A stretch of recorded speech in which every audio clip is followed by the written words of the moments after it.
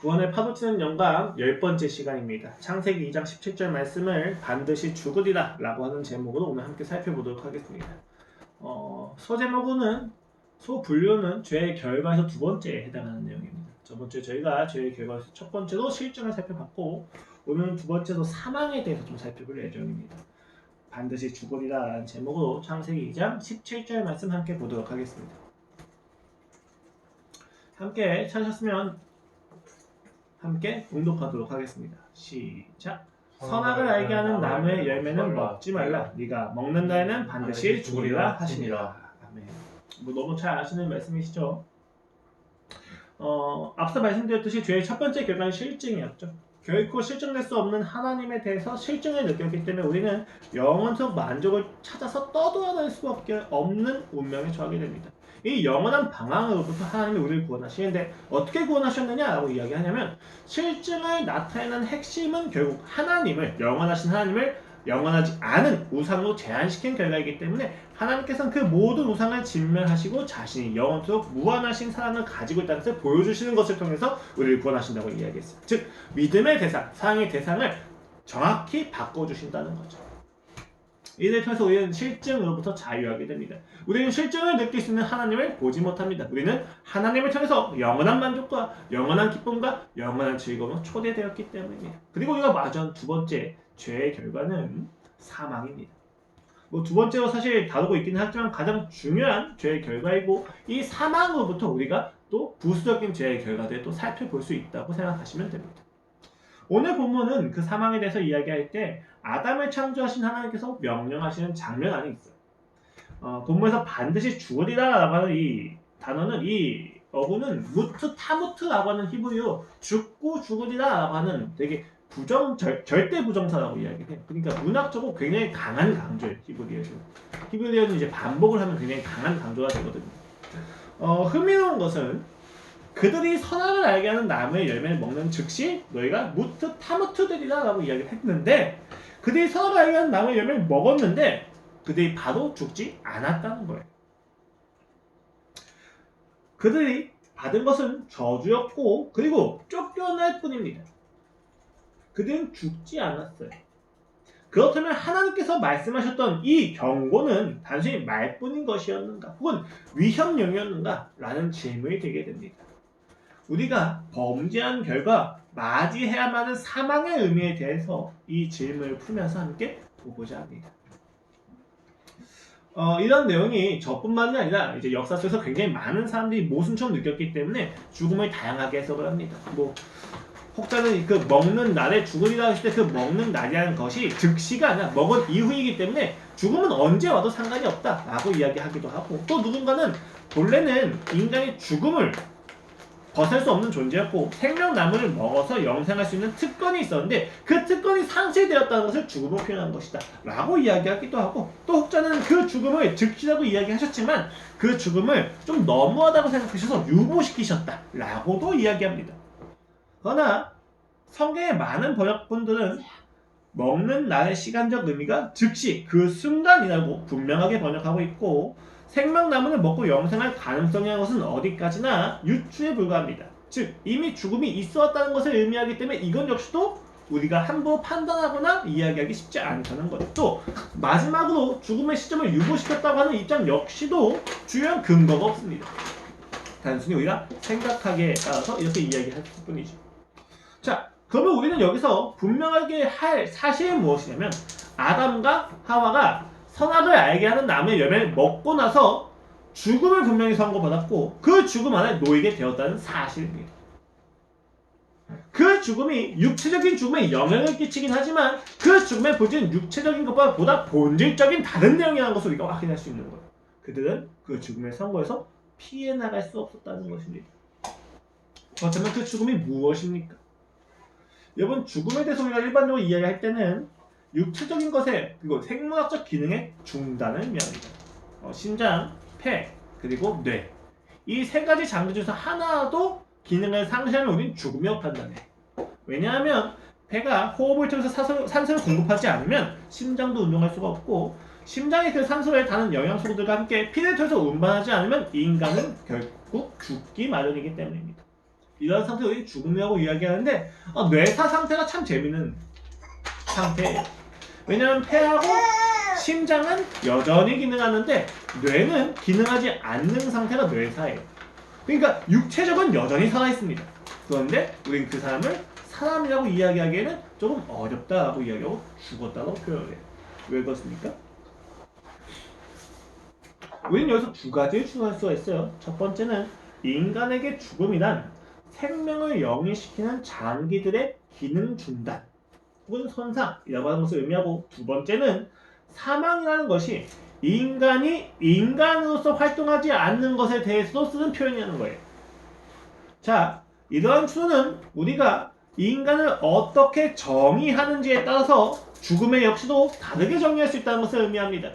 사회학적 관점에서 인간을 봤을 때 인간이 이웃과의 관계를 하나도 하지 않는다면 우리는 그것을 사회학적으로 죽었다고 표현을 해요. 경제학적으로 그들이 생산 능력이 없거나 소비 능력이 없다면 인구 치질 않습니다. 생물학적으로도 생체 활동과 화학 작용이 정지되었다면 우리는 그를 죽었다고 이야기하는 거죠. 심지어 우리는 육체가 죽었다고 해도 그가 살아있다고도 표현해요. 이런 것은 철학적으로 인간의 영향력을 관점으로서 그 인간을 바라보고 있는 관점에서 비롯되는 이야기이기도 합니다. 자, 이렇듯 죽음은 다양한 관점에서 제시가 되는데 오늘 본문에서 죽음은 어떠한 내용을 가지고 있느냐에 대해서 살펴볼 필요가 있다는 거죠. 그 죽음의 정체가 무엇인지를 알려준 중요한 단초가 창세기 3장 8절 이하에 있습니다. 그들이 선악을 알게 한 나무의 열매를 먹고 즉시 나타난 반응이에요. 8절입니다. 그들이 그날 바람이 불 때 동산에 거니시는 여호와 하나님의 소리를 듣고 아담과 그의 아내가 여호와 하나님의 낯을 피하여 동산 나무 사이에 숨은지라. 당장 그들의 상태가 변하지는 않았습니다. 당장 그들이 죽지도 않았어요. 그리고 하나님이 오십니다. 그런데 그들의 삶에서 조금 다른 반응이 첫 번째 나타나는 것이 무엇입니까? 그들이 하나님을 피합니다. 지금까지 단 한 번도 하나님을 피하지 않았고 그 하나님의 명령에 순종하였으며 그 하나님을 즐겁게 여겼던 그들이 지금 하나님을 피합니다. 무엇이 그들로 하여금 하나님을 피하게 만들었습니까? 9절입니다. 여호와 하나님이 아담을 부르시며 그에게 이르시되 네가 어디에 있느냐? 이르되 내가 동산에서 하나님의 소리를 듣고 내가 벗었으므로 두려워하여 숨었나이다. 네, 그렇습니다. 두려움입니다. 그들은 본래 하나님을 두려워하는 존재가 아니었는데 그들은 지금 하나님을 두려워하고 있습니다. 자기 중심성이라고 하는 죄는 이제 이들로 하여금 하나님을 창조주로 보지 않게 하고 심판자로 보게 하고 있다는 것입니다. 제가 어린 시절 저는 할머니 집에 얹혀 살았습니다. 저희 아버지가 7번가량 사업을 실패하시고 돈이 없었기 때문에 할머니 집에 머물러 살았는데 할머니가 1층에 사셨고 제가 2층에 살았습니다. 보통 손주들을 이뻐하는 건 부모보다는 조부모죠. 그렇죠? 할머니, 할아버지가 손주를 이뻐한단 말입니다. 그래서 저 역시도 어리광을 부릴 대상을 할머니, 할아버지로 두었어요. 항상 나를 사랑하고 품어주시고 기여해 주시니까. 그렇죠? 그게 너무 과했는지 제가 1층 다락방에 숨어서 할머니가 목사님께 드릴 사과를 저장한 게 있는데 그 사과 제가 훔쳐 먹었어요. 그리고 나서 할머니가 이 사과가 어디 갔지 찾으니까 제가 좀 모르겠어요 라고 거짓말을 했습니다. 그 이후부터 저는 할머니, 할아버지를 피해 다녔어요. 왜 그렇습니까? 죄를 지었기 때문이죠. 나중에 이 죄책감을 감당할 수가 없어서 할머니, 할아버지께 고백을 했고, 제가 고백하는 이면에는 자신의 죄를 스스로 고백하는 사람들에 대해서는 사람들이 잘 처벌하지 않지, 이것도 장하다고 이야기해주겠구나 라고 하는 것을 기대했는데 저희 할머니, 할아버지는 저를 굉장히 심하게 때리셨습니다. 잘못된 것을 정확히 알려주셨죠. 이때 경험을 가지고 할머니, 할아버지한테 제가 그 죄를 지은 게 있기 때문에 항상 피해 다녔던 것에 대해서 참 인상 깊게 남아있어요. 할머니, 할아버지의 사랑과 그 성실함이 오히려 저를 두렵게 만들었다는 것입니다. 할머니, 할아버지의 성실함은 다 달라지지 않았어요. 그런데 저는 그 성실함을 대하는 자세가 달라졌습니다. 할머니, 할아버지와의 인격적인 관계가 상실되고 기능이 정지된 것입니다. 죄라는 것이 그렇습니다. 죄를 짓게 되면 하나님이 변하느냐? 아니요. 인간이 달라집니다. 죄를 짓게 되니까 인간이 하나님을 대하는 자세와 태도가 달라지게 됩니다. 창조주이며 나의 아버지이며 나를 사랑하신 그 하나님의 그 성실하심과 열심이 인간에게 매우 두렵게 바뀌는 겁니다.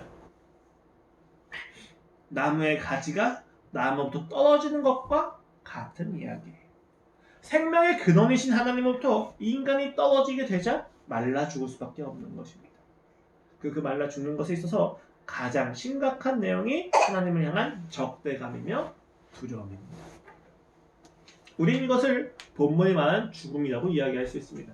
오늘 본문은 죽음을 이야기할 때 관계의 정지, 상실, 인격적인 관계성의 사망이라고 이야기하는 것입니다. 이것을 우리가 영적인 죽음이다라고 이야기하는 것이고, 이 영적 죽음이 육체에 영향을 끼친 결과가 육체 역시도 그 기능이 정지되어지는 것입니다. 왜냐하면 생명의 근원 토기가 떨어졌기 때문입니다. 나뭇가지는 외칩니다. 왜 꼭 이 나무에 붙어야만 하는가? 나는 독립적으로 살 수 있을 것이다. 나는 스스로 선한 자가 되고 스스로 존재하는 자가 될 수 있을 것이다. 내가 의존한 나무는 내가 선택할 거야 라고 우리는 이야기할지도 모르겠습니다. 그러나 나뭇가지가 나무부터 멀어지면 나뭇가지는 죽을 수밖에 없습니다. 이것이 성경이 이야기하는 죽음의 이야기입니다.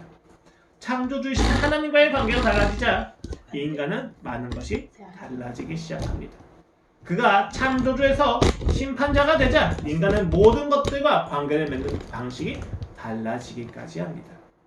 그것은 이후에 창세기 본문을 통해서 잘 묘사되어지고 있습니다. 첫째, 세 가지가 있는데 첫 번째는 인간이 자기 자신과의 관계가 무너졌다는 것이죠. 하나님과의 관계가 인격적인 관계가 상실되자 인간은 자기 자신 역시도 인격적으로 보지 않기 시작합니다.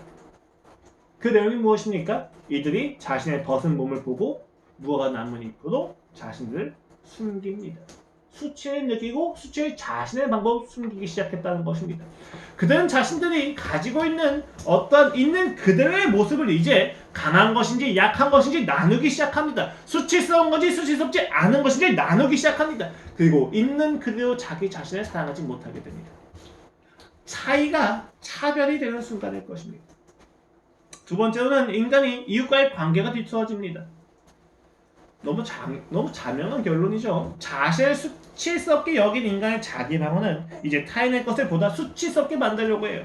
비교적 우위를 점하려고 하는 시도입니다. 여러분, 아담과 하와가 죄를 짓고 나서 하나님이 누가 죄를 졌느냐라고 이야기했었을 때 아담은 하와에게, 하와는 뱀에게 죄를 탓하기 시작합니다. 죽어도 자신의 잘못을 이야기하지 못하고 그 잘못의 책임을 타인에게 돌리려고 합니다.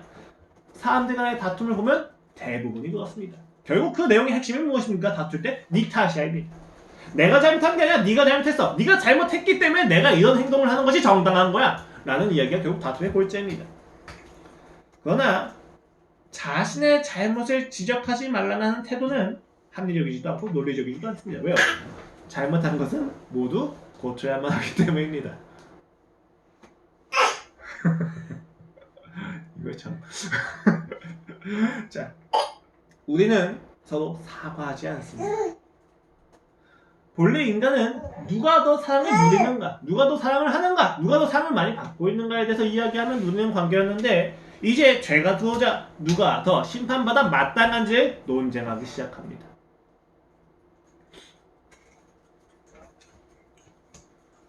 마지막으로 피조물들과의 관계 역시도 달라지기 시작합니다. 뒤틀어지는 것이죠. 본래 자연은 관리를 받아야만 했는데 죄 이후에 수치를 가리는 수단으로서 자연세계는 전락하게 됩니다. 착취의 대상이 됩니다. 특히 아담은 땅의 저주를 선언받는데 사실 그 땅은 아담이 수고하지 않아도 소출을 내주었습니다. 그러나 이제 아담은 노동을 통해서 소출을 받아낼 수 있게 됩니다. 이것은 본래 에덴에서의 사건과 에덴에서의 그 상황이 노동이 없는 상황인 것을 이야기하느냐? 그렇지는 않습니다. 본래 노동은 있었습니다. 그런데 지금 아담이 하는 노동은 피조물과의 관계에서 경쟁 관계가 성립됩니다. 땅은 엉겅퀴를 내고 가시를 낼 것입니다. 그것을 이제 그는 노동해야만 하는 것입니다. 본래 그가 해야 될 노동의 내용은 이것이 아니었습니다. 관리하는 것이었고 사랑하는 것이었고 이것을 통해서 하나님을 발견하는 것이었습니다. 그러나 지금 그의 노동은 이제 그 땅을 착취하는 것을 통해서 경쟁 관계에서 살아남는 생존을 통해서 끊임없이 이것을 수단 삼아야 된다는 것입니다. 피조물들과의 관계도 달라진 것이죠. 우리는 피조 세계마저도 있는 그들을 보지 못하게 되고 싸우고 전투하며 생존해야만 하는 관계로 보게 됩니다. 어떻게 보면 이런 점에서 죄 이후에 인간이 이 자연을 착취하는 것은 너무 자연스러운 결론일지도 모르겠습니다. 우리가 하는 것은 자연과 상생하는 것이 아니라 인류가 조금 더 편리하게 살기 위해서 자연을 덜 소모하는 것으로 바뀌게 되었습니다. 이러한 사망은 유한함에 대한 선고입니다. 정지에 대한 이야기입니다. 하나님과의 관계에서 죽은 인간은 이제 그 유한함 앞에 보다 절박하게 변합니다. 왜요? 근거를 잃었기 때문에 육체적으로 죽음 역시 피할 수 없게 되기 때문입니다. 하나님과의 관계에서 영원한 그 생명의 공급과 단절된 인간은 자연스럽게 자신의 육체가 그리고 이 땅에 있는 모든 피조물들이 유한함에서 벗어날 수 없다는 것을 발견하게 됩니다. 여러분, 우리가 이런 주제를 가지고 굉장히 이렇게 이야기한 걸 많이 보게 됩니다. 저 역시도 어린 시절에 이 주제를 가지고 고민을 하긴 했어요. 뭐냐면 죽지 않는 무한한 인생은 과연 즐거울까? 라는 논제입니다. 굉장히 많은 사람이 무한함을 지루하다고 표현합니다. 인간은 죽음이 있기 때문에 아름답다고 이야기하기도 합니다. 그러나 여러분 정확히 생각해 봅시다. 이들이 이야기하는 영원한 인생의 전제는 더 이상 발생하지 않고 변하지 않는 그 상태 그대로입니다. 여러분, 영원한 인생이 그대에게 즐거움을 주는 까닭은 이 땅에 있는 어떤 것도 영원히 즐거움을 주지 못하는 것에 대한 발견이지 유한한 인생에 대한 발견은 아닙니다. 만약 그대의 의견이 맞았다면 전도서는 나타날 수가 없어요. 전도서는 인간이 유한한 인생 가운데에서 허무하다는 것을 이야기합니다. 왜냐하면 인간만 유한한 것이 아니라 인간이 만족을 추구하는 여러 가지 수단이 다 유한하다는 것에 대한 발견이기 때문입니다. 그 허무함을 잠시라도 가리기 위해서 인간은 광기에 취해서 인생을 살아가는 겁니다. 카르페 디엠, 현재를 즐겨라. 인간은 죽기 때문에 이 현재가 아름다운 것이다. 적꽃은 지기 때문에 펴있는 시간이 정말 황홀한 것이다 라고 이야기합니다. 어차피 죽는 인생, 어차피 한 번 사는 인생, 화끈하게 살자, 후회 없이 살자고 하는 이들의 말은 우리에게 굉장히 사이다로 다가옵니다. 즐겁게 다가옵니다. 그래, 우리가 억압대로 살 필요가 없지, 절제하며 살 필요가 없지, 우리가 마음대로 살아야 돼. 어차피 한 번 사는 인생이잖아, 어차피 죽으면 다 끝나는 인생이잖아 라고 이야기하면서 그들은 자신의 관계를 합리화시킵니다. 여러분, 그러나 분명히 이야기한다. 절제하지 않는 인생은 짐승과 다를 바가 없습니다. 사람들이 자신들의 감정을 참을 수가 없어요 라고 이야기할 때 굉장히 많이 있습니다. 저 역시도 굉장히 많은 대화를 하는 가운데서 많은 관계에서 이런 이야기를 듣습니다. 논리적으로 해결이 됐는데 감정적으로 그렇지가 않아서 해결되지가 않아요. 내 이 감정을 어떻게 하란 말입니까? 난 이대로 살 거예요 라고 이야기하는 경우가 굉장히 많이 있습니다. 한두 사람 정도가 아니에요. 이 시대는 그 감정이 조절되지 않는 것을 합리화시킵니다. 그러나 여러분, 그 감정대로 살면 결국 본인이 죽습니다. 감정은 인정해야 될 것이지만 주인 삼을 내용은 아니라는 말이에요.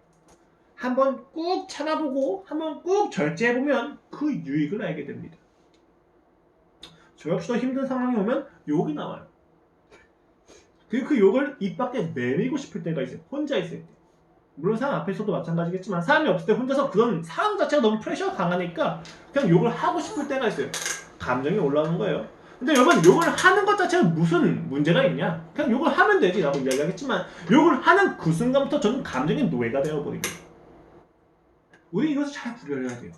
내가 지금 감정이 있다는 것을 인정하라는 이야기가 내가 내 마음대로 살라는 이야기가 아니라는 거예요. 그런데 이 시대는 그것을 왜곡시켜버립니다. 그리고 그 핵심의 전제, 인생은 유한하니까, 영원하게 살 게 아니니까 마음대로 살아 라고 하는 것들을 끊임없이 기만합니다. 이들은 영원함을 잊고 오늘과 순간에만 머물러 죄를 더하고 있습니다. 이것은 인류 전체의 문제입니다. 인간에겐 사망이 있고 인간은 사망을 생각하고 싶어 하지 않습니다. 그렇게 인간은 오늘과 순간에 취해서 즐기며 살아갑니다. 영원을 준비하지 않습니다. 무한을 이야기하지 않습니다. 그렇기 때문에 이들은 피조물을, 이웃을, 자기 자신을 인격적으로 대하지 않고 소모하고 착취하며 낭비합니다. 왜요? 어차피 영원히 함께할 관계가 아니기 때문이에요. 죽기 전에 죽인다는 말로 인류는 죽음의 악순환에 빠져버리는 거예요. 어차피 영원히 할 관계가 아닌데, 내가 이 사람과 평생 관계할 게 아닌데, 어차피 오늘 보고 말 관계는 나 마음대로 살시고, 이렇게 되는 것이 굉장히 일반적인 이야기가 되어 있습니다. 그러나 여러분, 그것은 신앙의 논리와 신앙의 원리에선 철저히 배격되어야 할 자기중심적인 생각입니다. 우리는 오늘 단 한 명의 사람을 만나고 더 이상 이 사람을 만나지 않는다고 하더라도 이 사람에게 영혼을 선물해 주어야만 하는 의무가 있습니다. 이것은 일상에서 마주치는 모든 사람들에게도 마찬가지죠. 왜 그렇습니까? 우리는 영원을 준비하는 사람이고 영원을 소망하는 사람이기 때문입니다. 그런데 이렇게 이야기를 보다 보면 이 죽음이 너무 강력해서 벗어날 길이 없어 보입니다. 내 앞에 있는 이 죽음을 마주하긴 쉽지 않습니다. 인간의 유한함을 마주하고 영혼을 소망하는 것은 굉장히 어려워 보입니다. 그렇다면 우린 어떻게 해야 이 죽음에서 벗어날 수 있느냐라는 것에 대해서 창세기 3장 21절은 이와 같이 이야기합니다. 여호와 하나님이 아담과 그의 아내를 위하여 가죽옷을 지어 입히십니다. 이 가죽옷에 대해서 굉장히 많은 해석이 있지만 핵심은 하나님의 구원입니다. 인간은 자신의 방법으로 자신의 수치를 가졌고 가죽옷은 하나님의 방법으로 인간의 수치를 가져준다는 것이 중요합니다. 인간이 스스로의 수치를 가리는 수단을 넘어서서 하나님의 인간의 수치를 가려주시는 수단이라는 것이 이 인간의 진정한 구원이라는 것이 오늘 본문의 핵심인 것이죠. 어설프게 모든 관계를 적대적인 관계로 규정해서 자신의 수치를 가리지 못해서 착취하고 경쟁하는 것에서 하나님의 수치를 가려주자 더 이상 모든 관계를 적대적으로 여길 필요를 느끼지 못하게 됩니다. 하나님의 방법으로 살아가니까 내가 지금까지 세상의 방법으로 살았던 것이 얼마나 어리석은지를 알게 됩니다. 예수 그리스도께서 십자가에 못 박혀 돌아가시고 다시 부활하신 것을 통해서 그 기독교가 흥황하는 것을 보면서 내가 나를 사랑하는 것을 통해서 모든 삶을 죽이면서 살지 않아도 되는구나. 저렇게 살아가는 방법도 있었구나 라는 것을 깨닫게 됩니다. 이것을 우리는 복음이라고 이야기합니다. 인간이 선택한 방법이 아니라 하나님이 우리에게 허락하신 방법이고 하나님이 우리를 구원하시는 방법입니다. 그것을 우리는 예수 그리스도가 이야기합니다. 우리는 모두를 죽여야만 한다고 생각했는데 모두를 죽여야만 산다고 생각했는데 그는 스스로 죽으시는 것을 통해서 우리를 살리십니다. 우리는 이 순간을 영원한 것처럼 살아야 된다고 생각했는데 그는 이 순간을 포기하시는 것을 통해서 영원을 살아내십니다. 그리고 그 열매가 사망이 패배되는 것입니다. 놀랍게도 예수님은 육체의 죽음 자체를 없애지 않으셨습니다. 놀랍게도 예수님은 육체의 죽음 자체를 피하지 않으십니다. 오히려 그 죽음을 통과하십니다. 그 영원한 삶을 주십니다. 이것이 굉장한 거예요. 왜 그는 죽음을 경험하십니까?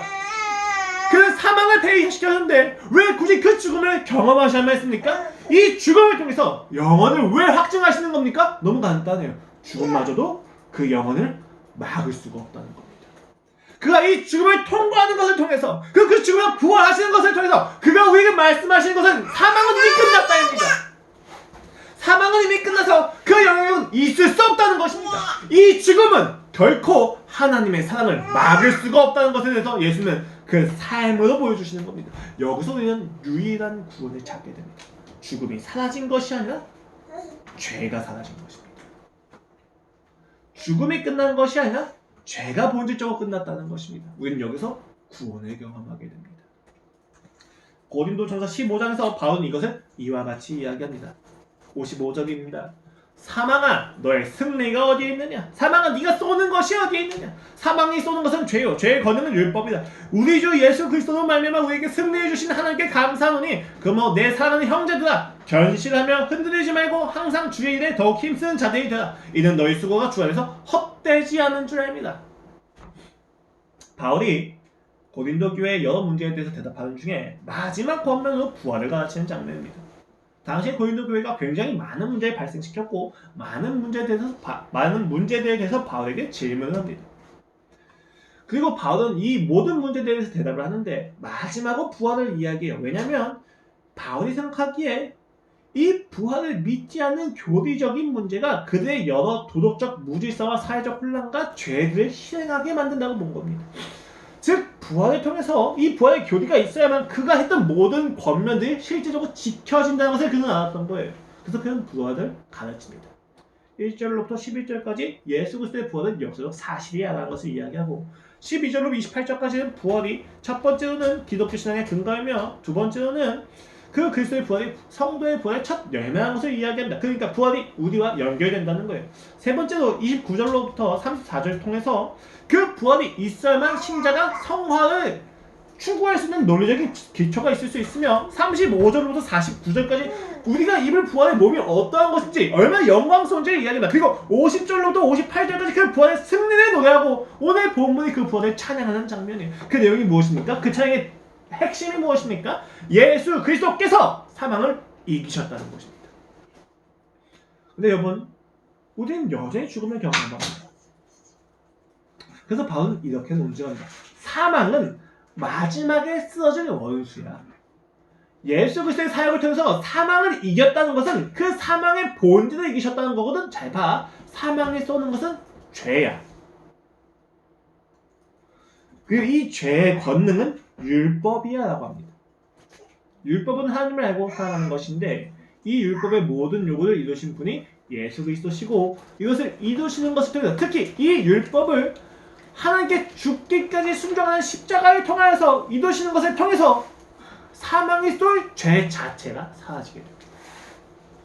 그렇게 예수는 사망을 이기십니다. 사망이 쏠 죄 자체가 없어지니까 사망은 이제 그 영향력이 조금씩 감소할 수밖에 없는 것입니다. 우리는 이 땅에 말세로 향한다고 봅니다. 끊임없이 더 악해진다고 봅니다. 물론 맞습니다. 그러나 여러분 그리스도인의 관점에서 이 땅에서 정말 가까워지면 가까울수록 시간이 가면 갈수록 그 사망은 영향력을 잃기 시작하고 있습니다. 영향력을 잃고 있기 때문에 표면적인 부분에서 더 치열하게 혹은 더 강하게 발버둥을 치고 있는 것뿐입니다. 실제 법정에서 검사들이 피고의 죄를 증명시키려고 하는 이유가 무엇입니까? 죄가 있어야만 형벌을 받기 때문입니다. 그런데 예수님이 이 죄를 없애버리셨습니다. 그렇게 우리는 구원을 받게 되는 것입니다. 사망은 더 이상 내게 영향력이 있을 수 없습니다. 물론 15장 26절에서 사망은 마지막에 멸망만을 원수하고 이야기를 합니다. 그러니까 사망은 아직 사라지지 않고 영향력을 상실하고 있는 중입니다. 그러나 그것이 쏘는 것, 즉 자기 중심성이 끝났기 때문에 우리의 인생은 이제 하나님과의 영원한 교제 가운데로 초대를 받은 것입니다. 하나님 없이 나를 사랑하면서 고군분투해야 되는 인생이 끝났다는 것입니다. 나의 삶에 끊이지 않게 계속해서 무한한 고리를 형성했던 그 허무함이 끊어졌습니다. 예수 그리스도가 죽으셨기 때문입니다. 이것을 조노에는 그가 죽으시는 것을 통해서 죽음이 죽음에 처하게 되었다. 그리스도의 죽음 안에서 죽음의 종식이라는 책을 통해서 이야기를 합니다. 그렇게 우리 안에서 죽음은 그쳤습니다. 이제 죽음에 쏠 죄는 없습니다. 그렇다면 우리가 또 율법을 어기서 죄를 지면 또 죽음에 우리에 쏠 죄가 생기는 것이냐? 아니 그렇지 않습니다. 예수님의 사역은 일회적이고 완전합니다. 그의 율법이 이루어진 것은 완전하기 때문에 그는 율법을 온전히 이루셨기 때문에 죄 역시도 그 본질 자체가 없어진 겁니다. 다만 우리가 죄의 그림자에 기만당하고 있습니다. 더 이상 자기 중심성을 통해서 행복해질 수 있다는 그 본질은 이제 없습니다. 그런데 우리는 여전히 그것에 기만당합니다. 죄는 존재하지 않고 기능하는 것이기 때문입니다. 그러니까 우리는 그만 속아야만 합니다. 이 죄는 우리를 억압할 수 없습니다. 이 죄는 우리의 주인이 될 수 없습니다. 그 영향력에 속지 마십시오. 예수 그리스도의 죽음과 부활을 통하여 우리를 사망으로 이끄는 하나님으로부터 관계적인 분리에서 구원받아서 예수 그리스도를 통하여 하나님께 접붙임을 받았고 이것을 신약은 양자됨이라고 합니다. 우리는 그의 자녀가 되었습니다. 복음입니다. 물론 우리는 이 땅에서 여전히 사망의 영향력 안에서 살고 있습니다. 그래서 우리는 이미와 아직이라고는 긴장을 가지고 살아갑니다. 제가 자주 이야기 드렸던 것 중에 하나인데 D-Day와 V-Day의 우리가 차이점은 알죠? 2차 세계대전 당시에 연합군이 프랑스의 노르망디 해안을 점령하는 사건을 우리 D-Day라고 이야기합니다. 그 순간, 그것을 점령하는 순간 2차 세계 전쟁의 승리 향방이 연합군에게 쏠리게 됩니다. 이것은 D-Day죠. 더 이상 역전할 수 없는 승리의 순간입니다. 그러나 실제로 전쟁의 승리가 선언된 날은 그로부터 1년이 지난 날입니다. 그것을 우리가 V-Day라고 이야기합니다. 신자는 그런 인생을 살아가고 있습니다. 우리는 이미 끝난 전쟁을 하고 있습니다. 이 전쟁에서 우리가 가진 의무는 많은 적들을 쳐 죽이는 것이 아니라 예수 그리스도께서 이미 승리하셨다는 것을 선언하고 사는 것이고 누리며 사는 것입니다. 나를 향해서 독일군이 계속 총을 쏘면 우리는 그거에 대해서 응전하기도 하겠지만 우리가 명확히 알아야 될 것은 독일군들한테 이미 전쟁이 끝났다는 사실, 너희가 이미 패퇴했다는 사실 선포하는 것입니다. 그러면 전쟁은 자연스럽게 끝납니다. 전쟁을 하는 것은 하나님과 예수님이시며 우리는 그 전쟁의 승리를 누리는 것을 확인해야만 합니다. 이것이 신자가 이 땅에서 해야만 하는 전쟁의 핵심입니다. 물론 그 안에서 총을 쏘고 실제로 쟤와 내가 마주해서 이겨야 되지만 그 모든 그 치열한 현실의 핵심은 승리를 두려워만 한다는 것에 있습니다. 이것을 우리는 그 사망이 영향력을 끼치는 것으로부터 해방되는 것이라고 이야기합니다. 그 사망에 영향을 끼치는 것부터 우리가 자유한 것에 대해서 이야기합니다. 사망은 끊임없이 왕노릇을 했지만 이제 더 이상 사망은 우리에게 왕이 될 수 없습니다. 거짓된 권세와 권위를 가지고 우리를 끊임없이 세상적인 가치로 유혹을 하고 함몰되어 살게 했지만 이제 우리는 하나님을 알기에 예수 그리스도를 알기에 이 생명을 초계와 같이 버릴 수 없습니다. 우리는 이 생명을 지켜야만 합니다. 사망이 인생의 끝인 인생에서 이제 우리는 그 사망을 넘어 영원한 생명의 교제로 초대를 받았습니다. 이것이 우리가 사망의 영향력 안에 있을 수 없는 이유입니다. 예수 그리스도께서 죽음 가운데서 부활을 통해서 죽음을 이기셨기 때문에 그 죽음이 하나님의 사랑을 막을 수 없고 하나님과 인간의 그 교제를 막을 수 없다고 해서 증명해내셨기 때문에 우리는 더 이상 이 사망에 묶여있지 않습니다. 그래서 우리는 이 죽음 앞에서 담대할 수 있는 것입니다. 우리는 사회학적으로, 경제적으로, 도덕적인 측면에서 죽음 가운데 있습니다. 우리는 그 모든 율법들 속에서 사형수와 같이 살아가고 있었습니다. 실수가 실패가 되고 실패가 내 인생을 결정짓습니다. 성적과 스펙이 쌓이지 않으면 우리는 그 선고된 죽음을 피할 길이 없어서 발버둥 칠 수밖에 없는 인생이었습니다. 우리는 끊임없이 내가 가진 소유와 능력을 통해서 나의 존재 가치를 의심하며 사망의 영향을 있는 그대로 모두 받고 있었고 그 압박감이 심해지면 심해질수록 인생을 포기하고 도망가고 있었습니다. 우린 그렇게 나의 가치를 당장 확인해주는 무언가를 찾아다녔고 그 모든 것을 찾는 그 끝에서 허무함을 느끼며 마약이나 게임이나 다른 모든 세상의 가치 중독되어서 나의 실패를 잊게 해줄 그 내가 마주할 사망을 잊게 해줄 무언가를 끊임없이 찾아다녔습니다. 사망은 이렇게 우리를 강요했습니다. 이웃과의 관계에서 똑같이 나타나죠. 저도 부부 관계에서 경험합니다. 절대 내 잘못을 인정하고 싶지 않아요. 참 웃기죠. 인간 참 웃깁니다. 미안해라고 하면 되는 것을 가지고 끝까지 웃깁니다. 내가 이렇게 한 건 너 때문이야. 넌 잘했어? 내가 잘못하고 이야기하면 되잖아요. 근데 끊임없이 다툰다. 왜 그렇습니까? 사망이 나를 좀먹고 있는 겁니다. 내가 오름이 포기가 되면 내 인생에 가치 있을 수 없어. 내가 지금 여기서 뒤로 물러서면 내가 가장으로서의 권위를 일으켜야 되는 거야. 내가 지금 오름이 관철되고 저 사람이 나보다 더 틀렸다는 것이 관철돼서 저 사람이 내 앞에 무릎을 꿇고 복종을 했대. 그래서 나는 살아가는 것과 같아 라는 끊임없는 사망이 나를 유혹하는 것입니다. 그 사망으로부터 나는 벗어나야만 합니다. 왜냐하면 이 사망은 결국 나를 함께하게 하지 못하고 홀로 되어 홀로 죽게 만들기 때문입니다. 내가 가장 사랑하는 사람들마저도 아프게 하는 것이 사망입니다. 그래서 오늘 성경은 이야기합니다. 사망아, 네가 쏠 것이 어디 있느냐? 너의 승리가 어디 있느냐? 더 이상 네가 쏠 죄가 없고 더 이상 네가 승리를 주장할 기초가 없다. 왜냐하면 하나님께서 이미 구원을 이루셨기 때문이다. 여러분들은 이 땅을 살아가면서 그런 압박감을 느낍니다. 스펙과 성적이 있어야만 하고 내가 능력과 소유가 있어야만 하고 그래야만 내 존재 가치가 인정을 받아서 지금 나의 벌거벗으면 내 무화과 나무 가릴 수 있을 거라고 하는 환상을 가지게 됩니다. 그러나 여러분, 능력을 가지면 가질수록 소유를 가지면 가질수록 인간은 자랑하고 교만해지만 다른 나보다 더 높고 더 많은 소유를 가진 사람들한테 끊임없이 비교당합니다. 사망이 짜놓은 그 판 위에서 우리가 발버둥 쳐봤자 사망입니다. 판 자체를 뒤집어야 돼요. 이것을 우리가 질서의 전환이라고 이야기하는 겁니다. 그 사람들이 이야기하는 그것 자체가 존재의 가치가 될 수 없다는 소리를 이해해야만 합니다. 이것이 없으면 내가 살아가는 게 맞나? 내가 지금 30대의 나이에 이거밖에 못하고 있는 게 맞나? 20대 나이에 이건 정도 해야 되는데 내가 40대가 되면 이 정도는 해야 되는데 이러한 기준들에 우리가 속고 있다는 거예요. 여러분, 인간의 인생은 개발적입니다. 일반적인 것은 있고 비교할 부분이 아니라 단순히 우리가 참고할 부분이 있는 거지 그 비교의 기준들이 나의 인생을 결정지을 수 없다는 것을 이해하십시오. 이것은 절대적인 기준이 없다는 것이 아니라 우리가 상대적인 부분을 무시하지 말라는 이야기예요. 이것을 이야기할 수 있는 까닭은 오히려 절대적인 기준이 우리한테 명확하기 때문입니다. 사망은 나의 왕이 아닙니다. 그렇기 때문에 우리는 이 인간의 인생을 개별적으로 존중할 수 있는 거예요. 60대가 되어서도 7번 이상 사업이 망했다 할지라도 우리는 그의 인생을 존중할 수 있습니다. 우리는 그의 인생을 실패적으로 규정하지 않습니다. 그렇게 규정하려고 하는 기준과 사망으로부터 자유하셔야만 된다는 겁니다.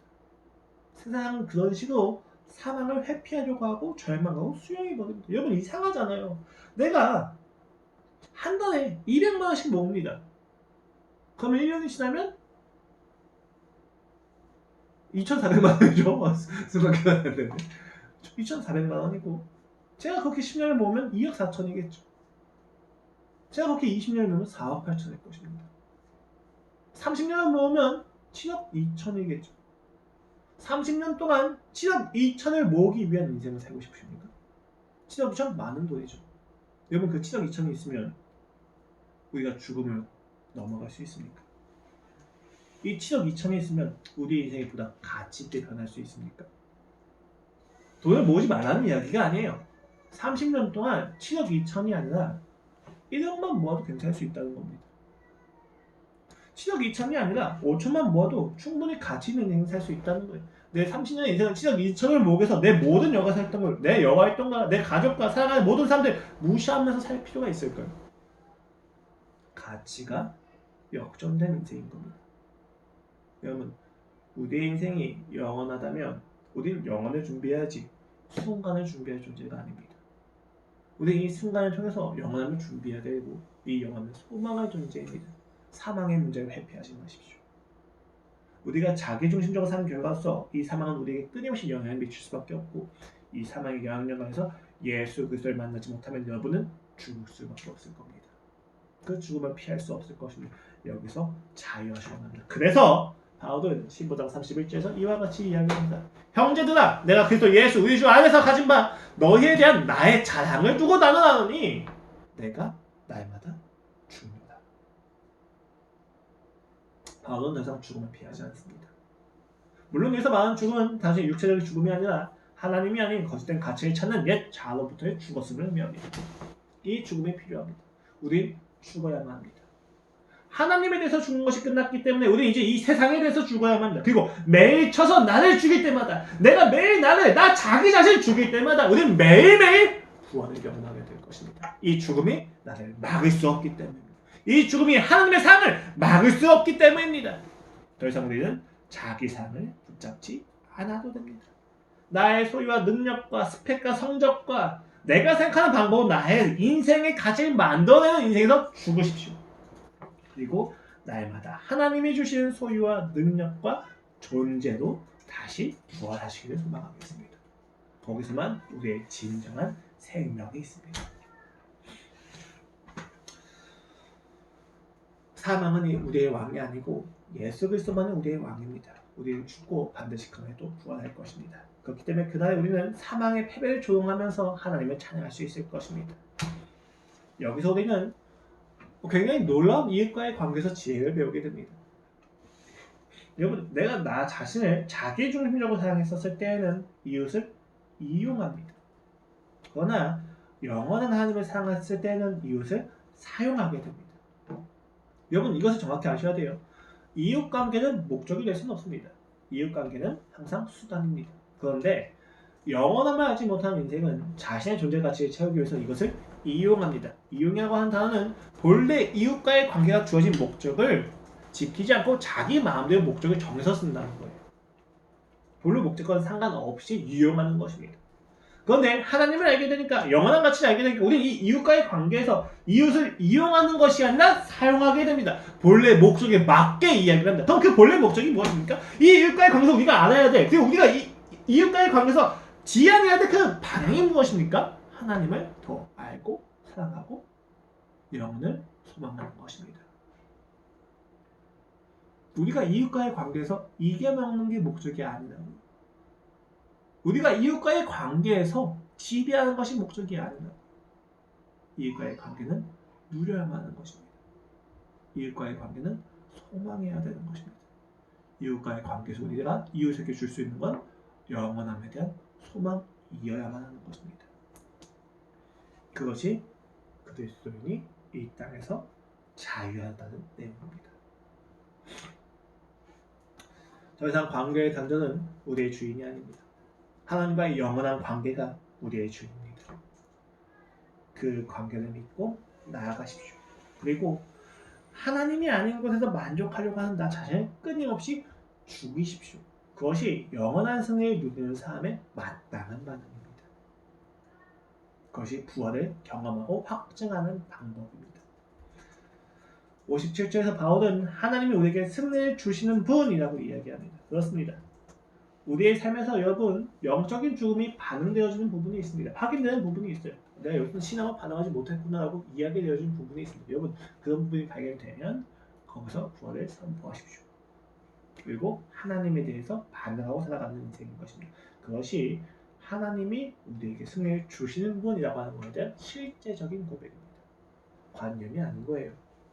내가 스스로 살아가는데 당장 부부간의 관계 속에서 다툼이 일어나서 내가 오늘 관찰하고 싶은 생각이 들었습니다. 그리고 오늘 관찰하려고 했습니다. 이것이 발견되었다면 회개하시고 다시 부활의 승리를 선포하는 것입니다. 그래, 나는 내가 옳은 것을 중심으로 사는 인생이 아니지. 하나님이 나의 옳음이시지. 그래, 하나님이 나의 존재를 보증하시는 것이 내가 틀려도 되는구나. 여러분 내가 미안해. 내가 잘못했어. 여기서 우리는 믿음으로 반응하게 되는 것입니다. 이것은 불변하는 진리이며 반복되는 사실입니다. 우리는 이 땅에서 부활을 경험하며 그날의 부활을 확신하게 됩니다. 이런 부활에 대한 경험이 쌓이면 쌓일수록 그 영원한 소망을 더욱더 확증하게 되는 거예요. 그러므로 여러분 그 부활을 확신하심으로 이번 한 주를 살아내시기를 소망하겠습니다. 그 부활을 확신하셔야만 살아내실 수 있을 것입니다. 이 부활에 대한 소망이 없다면, 영원함에 대한 소망이 없다면 우리 인생은 세상과 다를 바 없는 정신승리에 불과하기 때문입니다. 그러니 부활을 더욱 경험하시고 그것을 경험하시기 위해서 예수 그리스도의 십자가 앞으로 나아가시기를 소망하겠습니다. 기도하겠습니다. 하나님 아버지, 오늘 우리가 그 죄의 비참한 결과 중에 가장 중요한 사망에 대해서 보았습니다. 하나님과의 그 관계의 단절이 우리의 육체적 죽음까지 이어지고 거기서 발생하는 그 모든 유한함에 대한 선포가 우리를 끊임없이 세상적인 가치를 추구하게 만듭니다. 주님, 그러나 예수 그리스도의 죽음과 부활을 통하여 더 이상 죽음은 우리의 왕이 아니라는 것을 깨닫게 됩니다. 오 주님, 죽음에게 머리채를 붙잡혀 끌려다니지 않게 해주시옵소서. 우리의 진정한 승리님이 예수 그리스도께 있으니 아버지, 죽음을 이기고 나아가게 해주시옵소서. 이 죽음을 받아들이고 영원한 하나님과의 교제의 만족을 추구하게 해주시옵소서. 감사합니다 주님. 예수 그리스도의 이름으로 기도드렸습니다. 아멘.